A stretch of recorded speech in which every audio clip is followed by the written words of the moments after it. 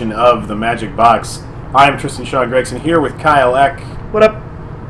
We are kind of getting back on schedule. This isn't, wouldn't I say, our normal casting time, but... we're at above average shows per week. We just have not hit on the actual day we have been recording on. It depends. Are you a Sunday to Saturday kind of week person? Are you a Monday to Sunday kind of week person? Do you live your life Sunday to Saturday is the week. That's what's on the calendar. It depends on your calendar. God gave us a calendar for a reason. It starts on Sunday and ends on Saturday. Which is ironic, because I'm assuming the God that you refer to also rested on the seventh day of the week. You know what? I've had enough of this. I don't think he rested on Saturday.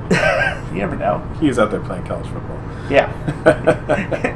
Guy's a huge Alabama fan. That makes sense. Yeah. All right. So... we've got Commander cards for us this week. Surprisingly, a lot of them to talk about. This is an interesting product. More so, it's both more and less interesting than last year's product, I feel, because fewer of the cards are for us, and by us I mean not multiplayer Magic players. But at the same time, like, that's worth talking about, like kind of what that means and like what their intent is. Sure. Compared to last week, and there are still interesting cards, that are gonna, boil over to our side of the world. I think there is already higher concentration of potentially more powerful cards that could end up in formats like Cube in this particular release than have been in each individual release of products similar in recent past. I think that when we've stopped to talk about things like Plane Chase, Commander, and so on, we talk about them all kind of bunched together. And the initial Commander release, while it had some surprisingly interesting cards from 2 years ago, did not have, I feel like, as high of concentration of cards, even worth considering. It was a lot of reprints. Yeah, and the reprints were exciting. It was kind of like to get staples into players' hands. And now that they've done that, they can go wild with it. Hopefully. I mean, we still like both. I mean, while for a Cube podcast talking about new cards, the excitement of reprints isn't as exciting, although the availability of cards like Sol Ring for new cubes is nice. But let's dive right in. How about pick one, pack one this week? All right. So in this week's pack, we are looking at Diregraph Ghoul, Form of the Dragon, Nevinral's Disc, Stoneforge Mystic, Xenagos the Reveler, Knight of the Reliquary, Sword of Fire and Ice, Soldier of the Pantheon, Terminus, Raphelos Llanowar Emissary, Lodestone Golem, Grim Monolith, Doomblade, Cascade Bluffs, Innocent Blood. What do we like? It's like a 4-horse race here between Raphelos, Sword of Fire and Ice, Stoneforge Mystic, and Grim Monolith to me. Not between Form of the Dragon, I'm sorry, I can't even finish that. All the color requirements of all. Or? Yeah, I mean, I think that it's definitely. I think that the two power artifacts jump out here easily, being Sword and Monolith, in the sense that they go in every deck. They don't commit you. They're both very powerful. Monolith is especially one of the more powerful cards in Cube, and I think it's fairly undervalued. Oh yeah, would you agree? Oh, definitely. I mean, MTGO Cube and IRL Cube. MTGO Cube, that card is criminally underrated. Yeah, I feel like it's less so in real life. Right. I think what a lot of people don't think about is that you can kind of compare it to Black Lotus in Cube, and that's a big deal. Like, obviously, it's not Black Lotus, but the fact that you're going to go on turn 3 and play a 6-drop is just absolutely backbreaking. Yeah. I mean, people think about it like, oh, it's only one-shot mana, and it's like, well, yeah, so is Lotus, and that card's ridiculous. And oftentimes, if you cast something good enough, you don't need the mana for several turns. Like, you can take time off, and it's not even like, a card like Mana Vault where you have to untap it during your upkeep. Right. You can just pass, see if they do anything, and then if they don't, you untap it. Do it at your leisure. I'm kind of interested. I really like Stoneforge Mystic. Although it's always frustrating to open Stoneforge Mystic in a pack with really good equipment, because it's kind of this like there's one less out there. You have a chance. Right, like you either take the sword knowing you're never going to see that Stoneforge Mystic, or you take the Stoneforge Mystic and you're like, God damn it, now I'm passing the Sword of Fire and Ice. And the one reason I kind of like Xenagos is just because I haven't gotten a chance to play with him yet personally, and I'd like to try him out. I haven't. Have you seen him yet? I have seen him in play in Cube. He has been just fine. He's somewhere between Garrick Wildspeaker and Garrick Relentless, if that helps you. So he's smack dab in the middle of the Garrick zone. Yeah, he is in the middle of the Garrick scale, the Garrick spectrum. I mean, if you think about it, Garrick Wildspeaker... Green needs a new planeswalker. We're getting too many Garricks. Has the ability... So anyway, Garrick Wildspeaker has the ability to make mana or make guys most of the time, and Xenagos is right there. And, yeah, I mean, if your board is empty and you can't make mana, your guy at least has haste that you're making, so it kind of makes up for it. Yeah. It's a perfectly alright, middle-of-the-road, hard-to-take first pick because it's 2 colors and kind of, like... Yeah. A perfectly cromulent planeswalker. Sure. Anyway, I'm taking that Grim Monolith. Yeah, I can't see myself not taking Grim Monolith. I'll play Monolith in mono red aggro. I'll play it in control decks. I'll play it in combo decks. And I consider us both ends of the sword spectrum. Like, I'm the kind of guy that'll draft sword and then draft like a 5-creature blue deck and not play sword. See, if I have sword, I always want to play it, even if I'm really light on guys. Right, which is why I think that between the two of us, we pretty much got the spectrum covered. I see what you're saying. Yeah, like, and we're both passing on it in this particular circumstance. Yeah, I mean, sword is very good, and I mean it's frustrating to pass, but I mean Monolith, like the discussion between sort of Fire and Ice and Monolith is kind of like, to me, it's the description of like very good versus broken. Like, Sword is clearly a very high-powered card, but nothing it's doing is, like, actively, like, unfair or game warping. Whereas, like, Monolith letting you play a 6-drop on turn 3, like, just breaks games wide open, like, on the spot, in a way that Sword does not do. No, yeah. Completely agree. That's where we want to be. All right. A rare, quick agreement between the two of us on that. Yeah. Well, there are a number of misses in this pack, I think. Yeah, it's Grand Monolith, man. That's really what we've learned here. Yeah. Okay, so for our first scenario, the cards we have so far are Noble Hierarch, Sword of Light and Shadow, Survival of the Fittest, Savannah.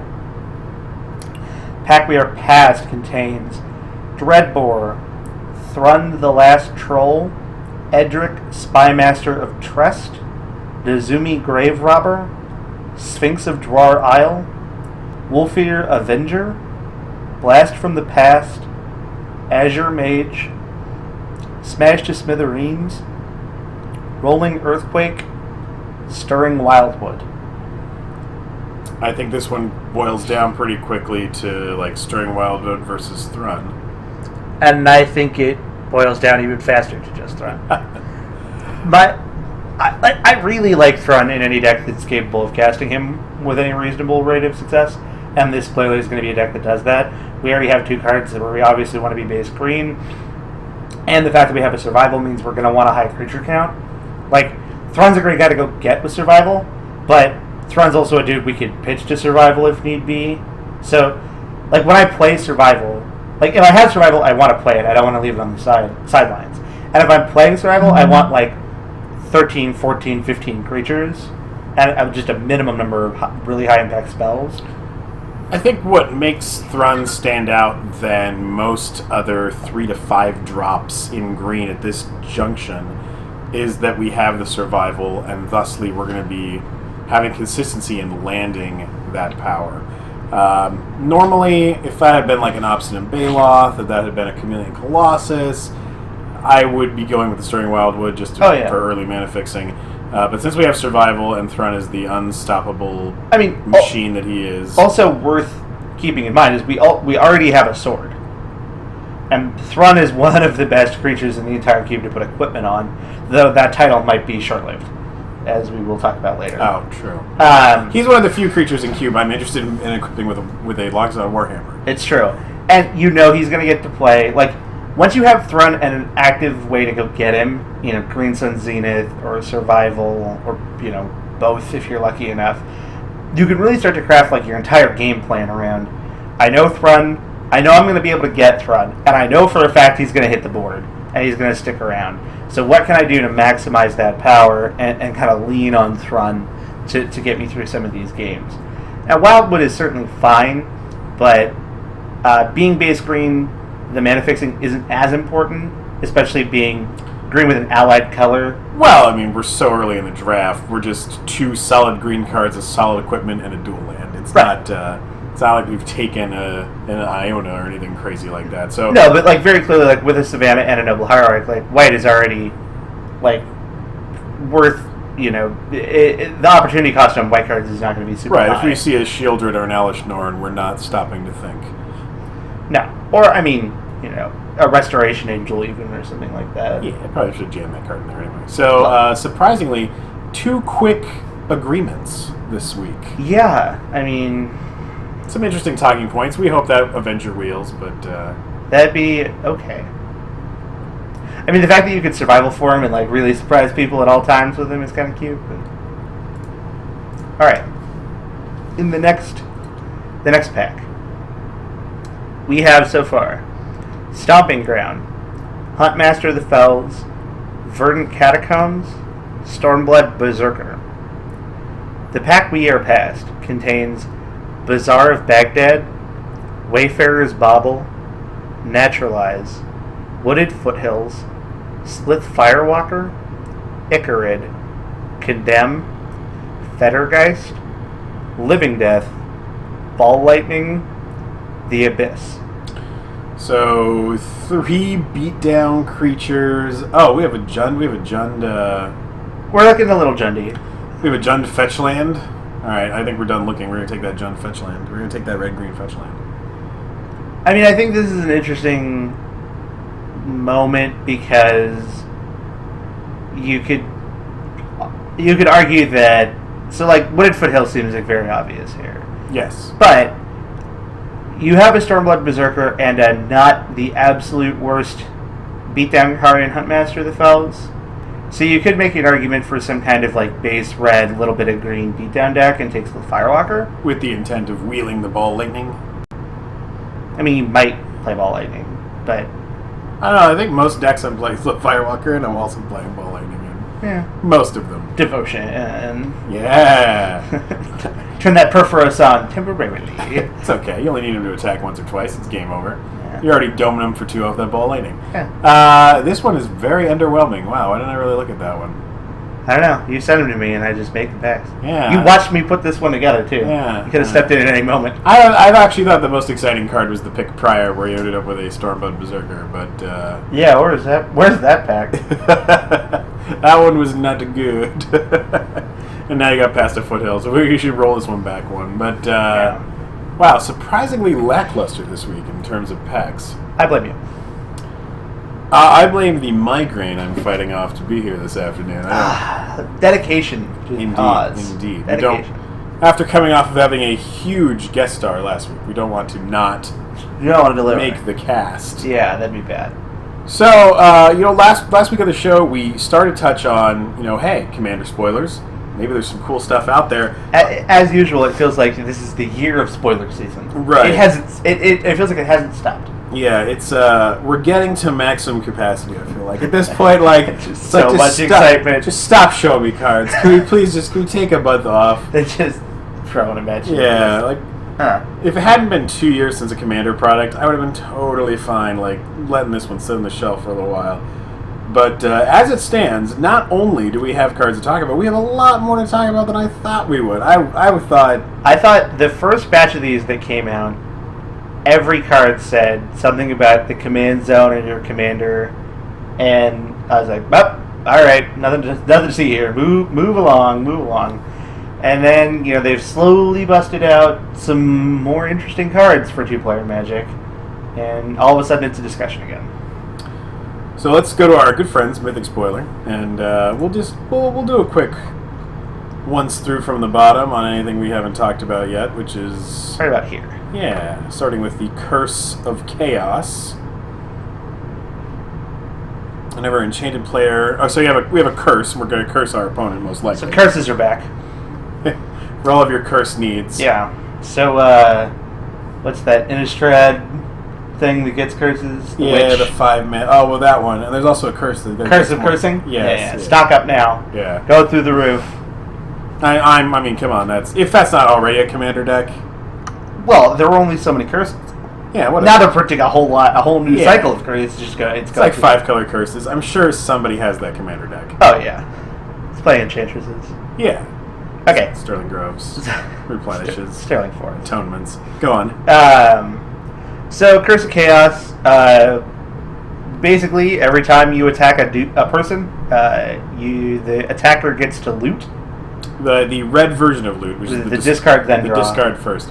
Now, these curses are more interesting. You got with the commander cards, you kind of have to balance of everything of like, well, obviously these cards are built for multiplayer games, but then to look at them through a one-on-one lens, obviously the curses get a lot better because you don't have like the politicking game of behind them or anything like that. It's just like this is basically an enchantment that says, whenever you attack, discard a card, then draw a card. For 3 mana. And 1 or more. So it doesn't stack. No. It's just 1 trigger. Right. So, would you play an enchantment that said 2 and a red, whenever you attack, discard a card, then draw a card? It reminds me a lot of cards like Think Tank or Eyes of the Wiseit, where it was like enchantments that just sit on... Oh, not Eyes of the Wiseit.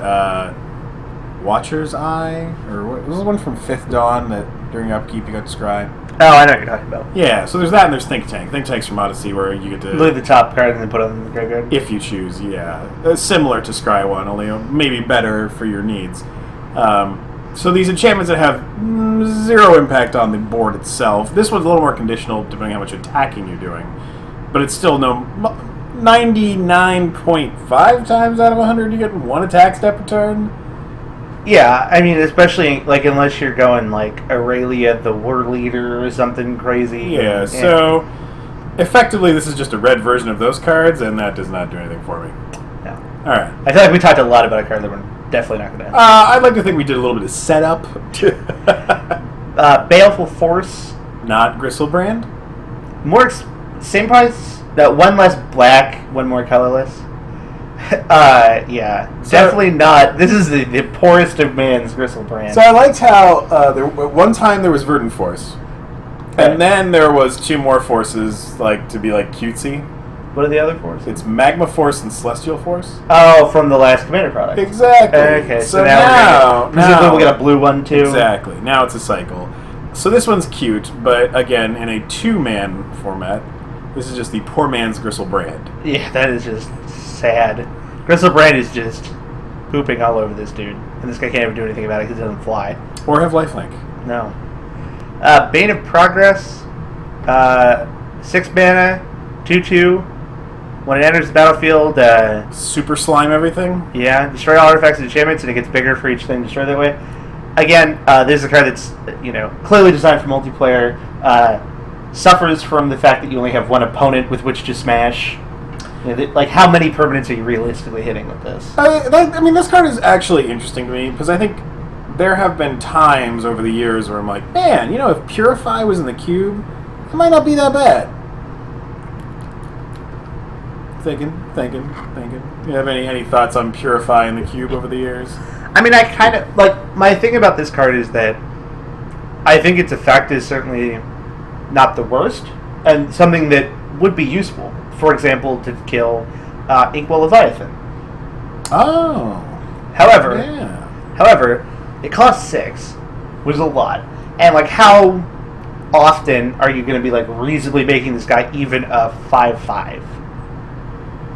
A non-zero amount. But not regular. I think if he's a 3/3 that got rid of the most important thing on your opponent's board, he's fine. If he's a 4/4 that took care of some of your opponent's stuff, that's pretty good. If he's a 5/5, you're kind of in Greed Town. But you're paying 6 mana. 6 mana in cube is you got to be doing some work, son. You got to be tightening and to me, I'm Revelarking it back into play. It does play with Revelark, which is certainly cute. I'm natural ordering it to purify the board.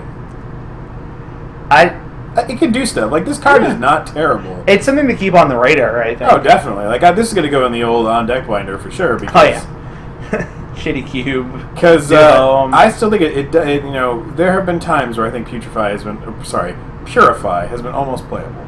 And because of that, this card is not like a lot of the other cards we will quickly go past. Gahiji Honored 1, 4/4, Naya, 5 mana, including Naya mana. Whenever a creature attacks one of your opponents or a planeswalker, that creature gets played. So, your attackers get reverse castle.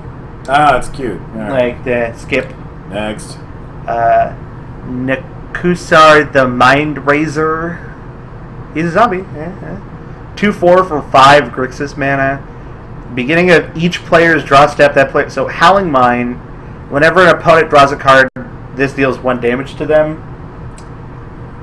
Underworld Dreams meets Howling Mine. Yeah, on a 2/4 for 5. In 3 no colors. good. No good. Eye of Fate. When Eye of Fate enters the battlefield, each player chooses a non-land permanent and puts a fate counter on it. Sacrifice Eye of Fate, destroy each permanent with a fate counter on it. So, like, targeted misguided rage. So, guided rage, I suppose. This card's also terrible. It's like part of a Oblivion Stone theme deck. But it's like, you're the player that casts it, right? You also choose? So Yeah, you just each player. You put it on the eye. Huh? You just put your counter on the Eye of Fate? No. What? You put your counter on something crappy. Each player chooses a non-land permanent and You put your counter on what you want to destroy. Oh, it's not as bad as I thought it was. I thought it was Maniacal Rage, where everyone just put a counter on one of their own non-land permanents. No. I mean, it's so awful. Like, it's basically sacrifice your best permanent, destroy your opponent's best permanent. Right. It kind of reminds me of, like, Avarice Totem from Mirrodin Limited, which was a far more interesting card than Eye of Fate. Primal Vigor, also known as the fixed / everybody gets to have fun doubling season. No more Planeswalkers ending the battlefield to Ultimate, which to me is less fun, but to each their own. Tempt with Immorality. Tempting Offer. The new, joined forces kind of keyword for this. So, kind of general rule of thumb would be we're going to get a cycle of these. There's going to be 1 per color. Mm-hmm. The black one sure is not good. Yeah, Zombify, and then each opponent can Zombify, and if they do, you Zombify for each time they Zombify. Yo, dog, I heard you like Zombify. So that's not cube happening. Mm-hmm. And I'm really interested to know what kind of tempting offer. If we go back to what was it? Shared Force or Joined Forces? Joined Forces from the previous incarnation of Commander. I think the red one was the one that was like most close to cubable, and that was just because you had a 5/5 flying trampling dragon with like colorless fire breathing. Yeah. That could only activate during combat. Yeah, but I mean.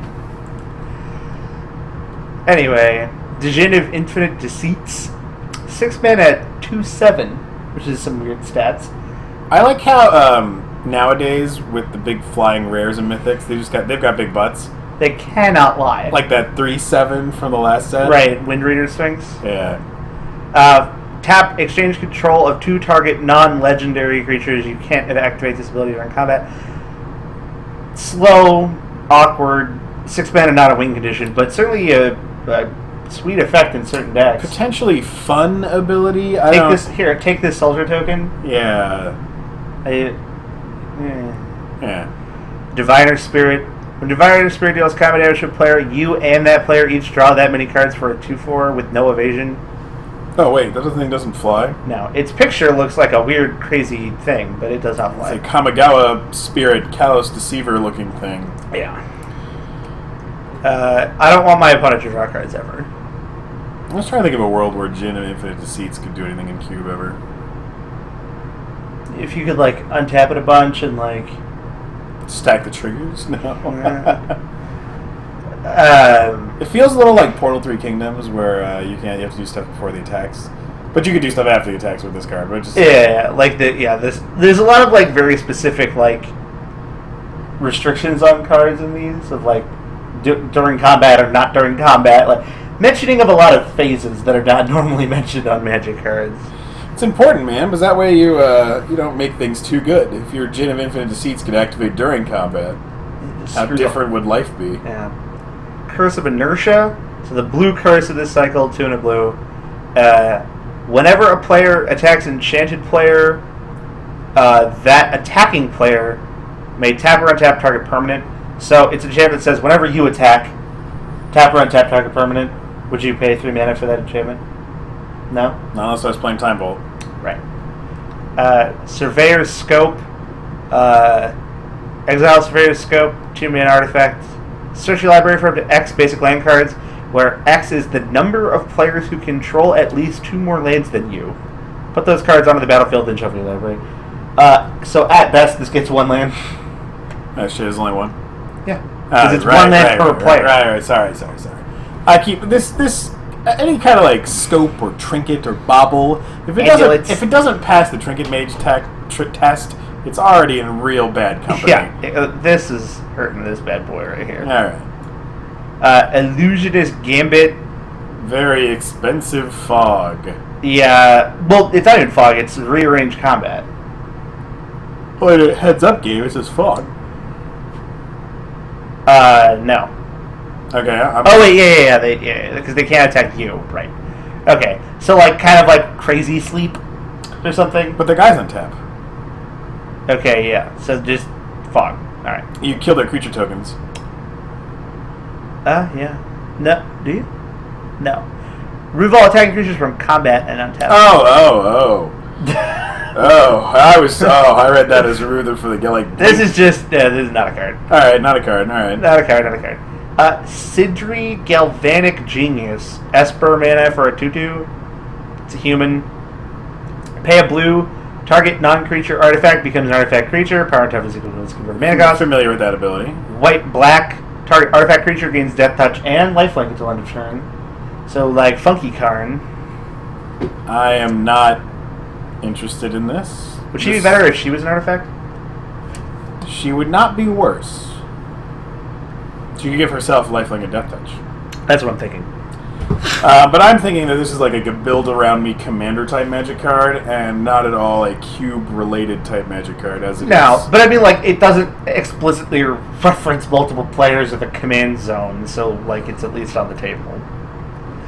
So we got a couple interesting ones here in this row. Cursive Predation. So the green 3 mana curse of this cycle. Whenever a creature attacks an enchanted player, put a +1/+1 counter on it. So 3 mana enchantment.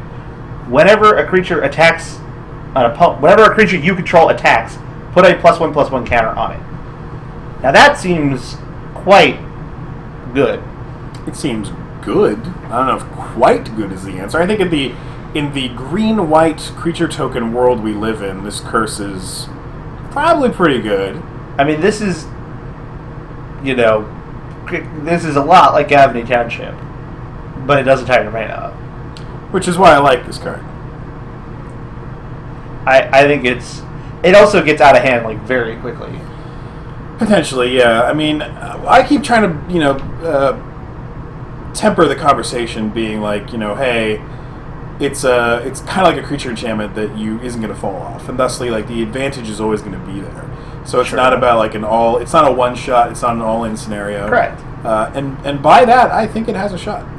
I think it's quite good. I think that it's one of those things where it's not winning the game on the spot more often than not, but it's going to put a lot of opponents in a lot of awkward positions because, within 1 or 2 attacks, you're going to have a number of guys who are just out of range. We'll just board out. We'll just swap Stranger guys down for this card. Despite the fact that one's an enchantment. Well, I mean, more like one completely invalidates the other. Yeah. It's alright. Kitchen Finks is this guy's best buddy. Yeah. That's really what matters. Next up. The talk of the town. Possibly the most controversial of all cards so far spoiled. Identity Nemesis. 1 blue for a 3/1 Merfolk Rogue. As Identity Nemesis enters the battlefield, choose a player. Identity Nemesis has protection from that player. Now keep in mind, this is not the official wording. As far as I know, this is a translated mock-up that we're looking at. But basically, the easiest way to think of this card is Progenitus with hexproof instead of just hard protection. So protection from everything. Your opponent cannot block this creature. Your opponent cannot pyroclasm this creature. Your opponent cannot target it. Your opponent cannot use planeswalker. Your opponent cannot. Yeah, your opponent's creatures do not deal damage to it, so it can block them with impunity. It can't be blocked, obviously. And it's 3 power for 3, and it's in blue, and it's a merfolk. So this is like every conceivable point. This is hitting. It's even a rogue. Helps you with your noggin wax. Yeah, you're prowling. Yeah. Matchkey fairies all up on. Yeah. So, and this guy is like so good. It's like almost annoying how good it is. The fact that your opponent's planeswalkers can't interact with it seemed really over the top. The fact that your opponent's hired help in the form of creatures can't interact with it seems really, again, over the top. This card is... I mean, people already, don't enjoy the existence of the card Invisible Stalker. And this is just worse. This is just an even bigger beating. Because you can't pyroclasm or anger. It's hard wraths or -1/-1s or bust. I actually have a terrible headache, Kevin. That is why I am barely hanging in there today. I need some pills. Anyway, let us move on. That guy, he is certainly of the power level to be in Cube. I think that he's... It's questionable whether or not your playgroup will enjoy his existence. And I think that's the talking point for him. He's certainly good enough. I think that he's going to be far more of a talk of the town in the Legacy format than he is going to be in the Cube format. So. Oh well, in Legacy, Merfolk got a new bro here. All right, so moving on from him, Fallen Keeper, 7 mana for an 8/6. When it deals combat damage to a player, you may return all creature cards put into your graveyard from the battlefield this turn into your hand. Pay a black and sack another creature. Target creature gets -2/-2 until end of turn. So, I like this card. I think that if it was just the text box, if you just showed me this, I'd be like, this is awesome. I like this card already. But then you had to show me this part, and I'm pretty bummed. And then you showed me this part, and now I'm like, what's the point? It has no evasion. No. But, I mean, you can kind of blow your opponent's team up and then get your guys back. Right, not to play to your hand. It seems like a lot of work. In the format that we play, it just doesn't seem very impactful. I don't want to necessarily reanimate this as a vanilla 8-power guy. No. He's not like the Shieldred kind of top end that has pretty good interaction with the board. It seems like I have to work for it a lot with this card, and I'm not feeling it. Yeah, and my thing, too, is that the trigger on this card, while is certainly powerful and is a desired effect for a number of decks, and the sacrifice is also very good. If you're connecting with a player, you're hitting them for 8. You don't really need to create, this grindy board state in a one-on-one game. Right, how tricky and, when you're smashing them on a 3-turn clock. You don't need to get cute, because you don't have to kill 6 people at 40. When that ability is going to go long more often than not. So, moving on from him, we got the black enchant player Curse of Shallow Graves. This is TSG's one of his favorites so far. It's true.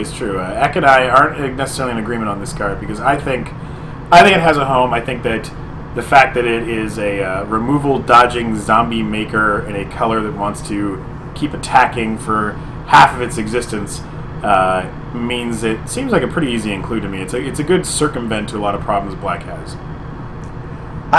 So for those who have not seen the card, whenever a player attacks an enchanted player with one or more creatures, the attacking player may put a 2/2 black zombie creature token onto the battlefield tapped.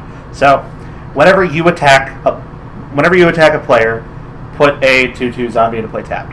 So every attack step, effectively, you get a 2/2 zombie that is tapped. I think this card is good. I don't think it's great. It's on the slow side, and it's a very grindy card, which I do like. I think it's going to make it in, or at least be on a short list for discussion, simply because of its color. I think if this card was white and made soldiers, or green and made bears or something. I think if it was green and made bears, we'd be sitting around talking about how we wish it was black and made zombies. It it's good because black's options are so much more limited than other colors. The cards in black are just not defending themselves from being cut as well as other colors are. So we're willing to try a lot of different stuff in black, and I think this will probably get at least a round, see how it goes. It might be a little too slow, but I think it'll at least get a shot at the big times for a little while. Curse the Forsaken. Whenever a creature attacks an enchanted player, its controller gains 1 life. So you'd have to work to make that card worse. Yeah, it's pretty bad. Opal Palace. It is a land that has the words Commander Color Identity on it, so we're just not going to talk about that. Next guy up, however, I do like. Rune of the Hidden Realm, also known as every Rox Wormmunk looking motherfucker ever, because they all look the same. 2 green, white, blue for a legendary Rhino Soldier. He's a 4/4 Trample Vigilance. Pay 2, tap it, exile another target creature, return that card to the battlefield under its owner's control at the beginning of the next end step. I like this guy. I like him too. The Vigilance helps. You can get him into the red zone and also remove a blocker. You can get him in the red zone every turn and also get rid of somebody coming back to you on the attack as well as block. He has Trample, the ever-elusive ability these days. Trample is surprisingly good.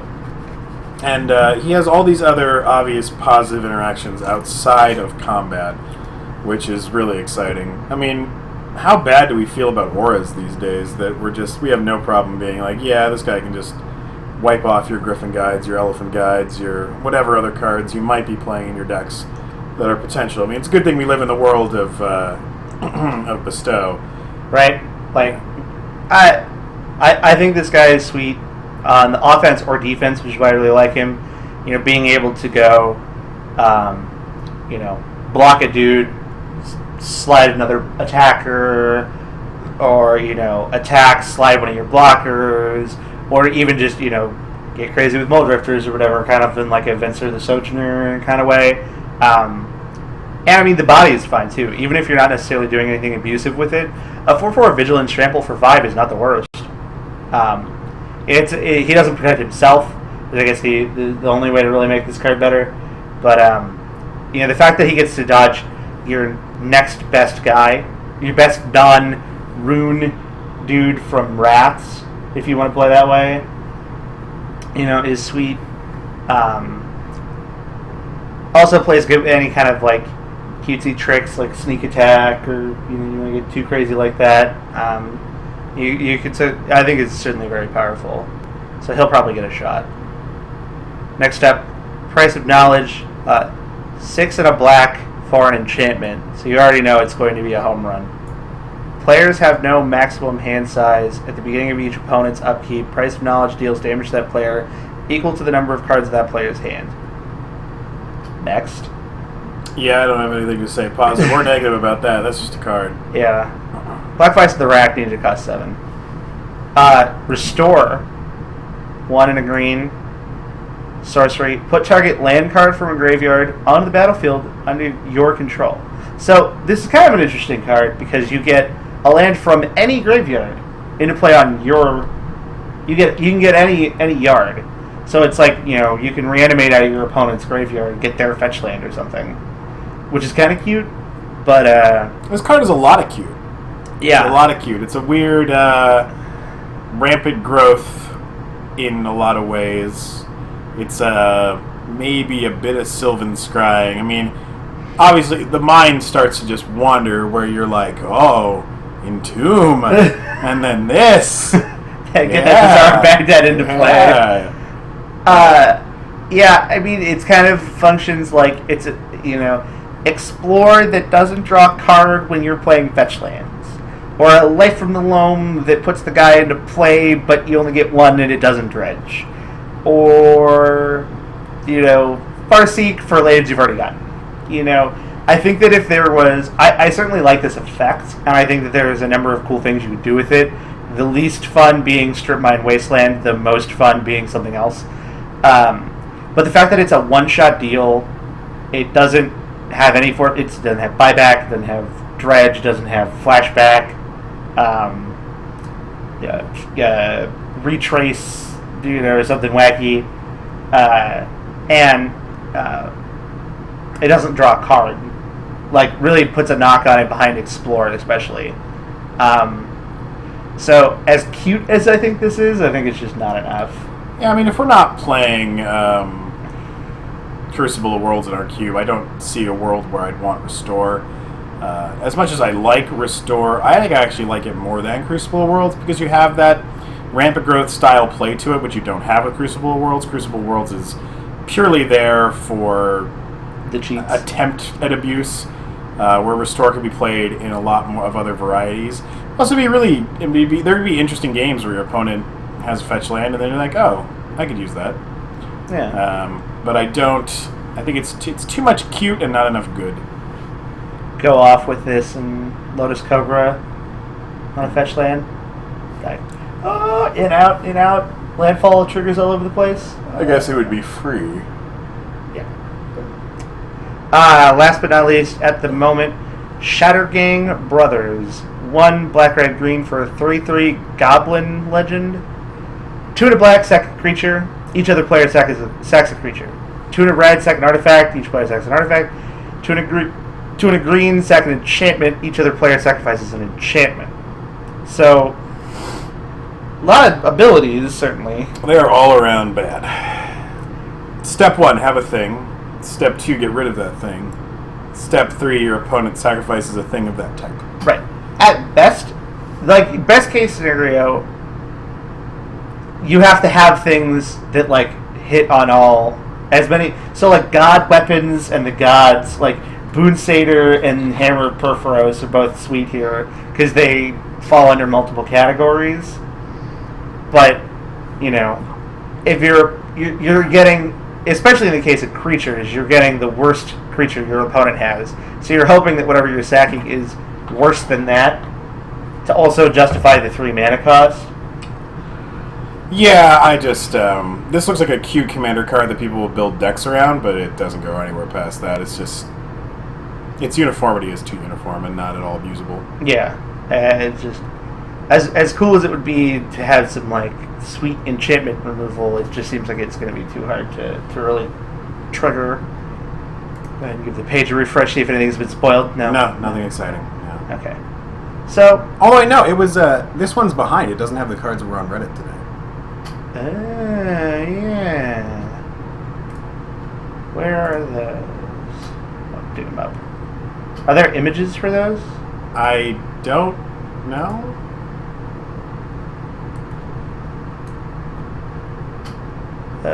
Foreigners Boat of Commander 2013.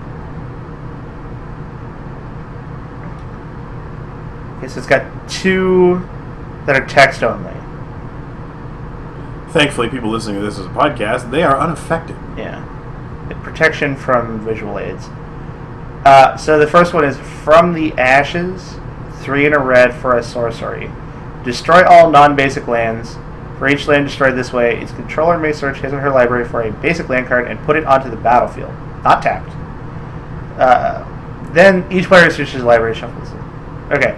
So, like, path to exile your opponent's lands. Non-basic lands. It also gets you, which is kind of cool. It kind of reminds me of Natural Balance in a way. But that seems so hard to set up. Yeah, I think... I mean, the, like, Magical Christmas land where you hit, like, your opponent's 5 non-basics and they only have, like, 3 or 4 basic lands in their deck is going to come up an exceedingly rare number of times. Yeah, this definitely feels like a multiplayer-only card, and it definitely feels like a card that's, like, specifically looking to hit some problems. But even then, I don't even think Commander players want to play this card. Oh, I mean, Commander players, it's certainly not a friend maker, that's for sure. So yeah, it's kind of cute. I mean, sometimes you got to destroy Mazavith, right? Yeah. You can sow their salt, right? Yeah. Sometimes you got to destroy a Mazavith and a library and a Boreas Stronghold. So the other one is Order of Succession. 3 to blue for a sorcery.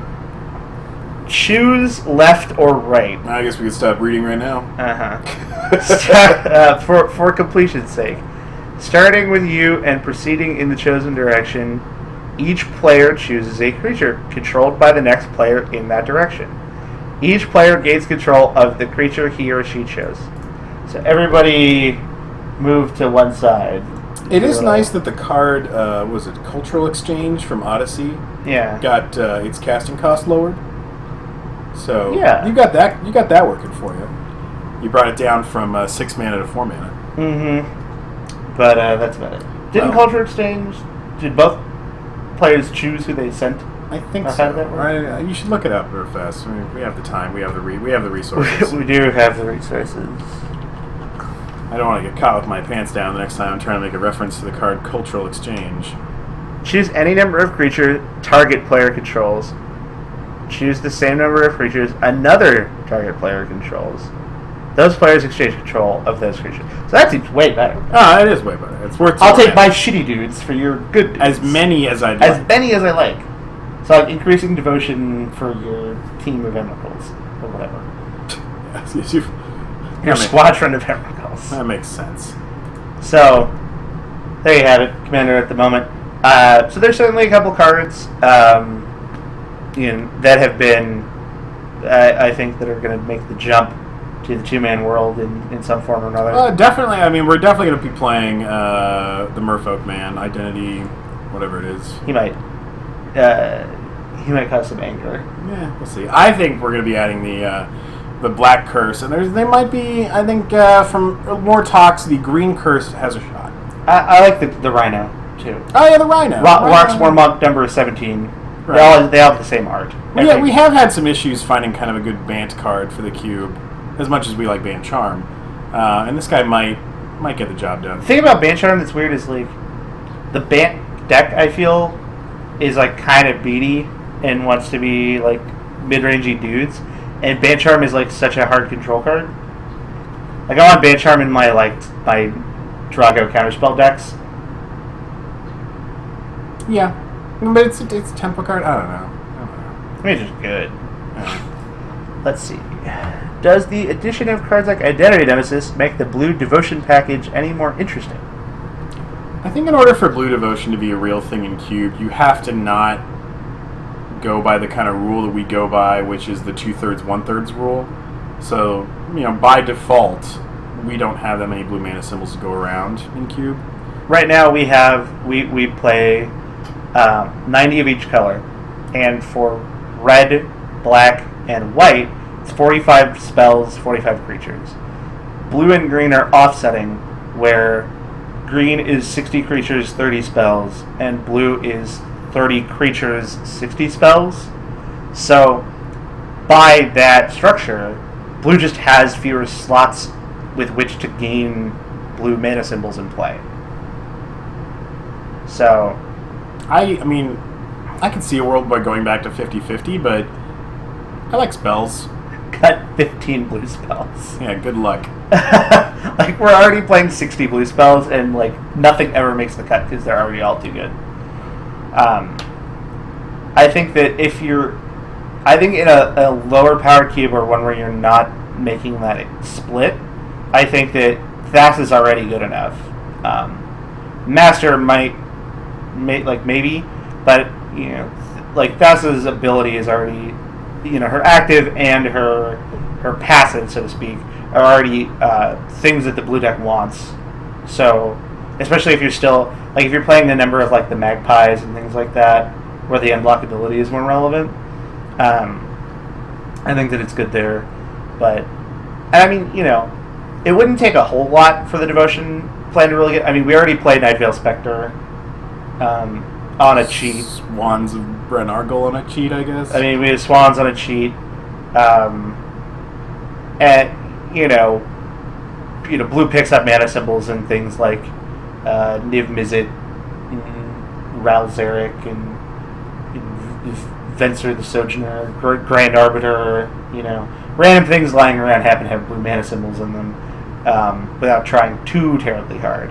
But I think that it's just a matter of there's just not a lot of room for something that requires so much dedication. Cheaty Face, that's a good one. Oh yeah, Cheaty Face. There you go. There's always the ever present. We can just put it in the land box. That would be the way one would get a cheaty face. I just never mentioned it to anyone. Right, you would just kind of like put it somewhere in the land box. But then, like, the first time somebody sees it, there's a cheaty face in here, and, like, the game is... Yeah, that's most like, you have to likely. somehow introduce it to play without, like, explicitly being like, alright, there's a cheaty face, look out. Next time we're playing for nothing, we'll try that one. I'll be the first one to just drop it out of my sleeve. Ta-da! Tricks are what a whore does for money, Michael. Well, I don't want to be a party pooper, but I feel like crap, and I think I have to call it short today. Well, we got through the spoilers at least. We'll try to regroup and get back more. Hopefully when we come back, we'll have the full Commander spoiler. We get the full one this weekend? I think so. Because this product comes out like the 1st or something. There's only... Who's got a calculator? So many more minutes left. I hate to do a half show today, guys, but we'll come back next week with colors. We'll talk about blue. We keep putting it off because it's just such a monument to take over. But I want to lie down for a little while, finish my Smarter Than I Am water, and then watch a little sports because I feel like crap. So rather than give you guys a subpar performance today, what a guy. We're just going to cut it. What a stand-up guy.